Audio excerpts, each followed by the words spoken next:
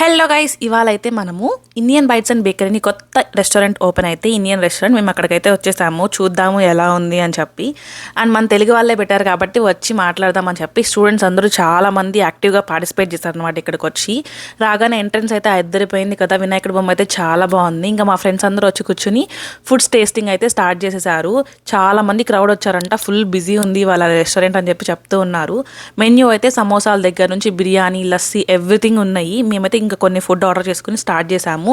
మేమైతే పునుకులు, curry puff, cauliflower like gobi manchuria kind of the అదాను, ఇంకా చికెన్ 65 కూడా ఆర్డర్ చేసాం. మ్యాంగో లస్సీ అయితే చాలా బాగుంది.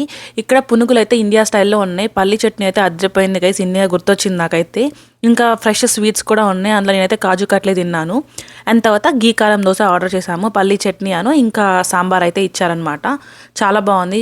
కారం అయితే గుంటూరు కారం అనుకుంటా, భలే మంట పుడతా ఉంది. చాలా టేస్టీగా అనిపించింది చాలా డేస్ తర్వాత.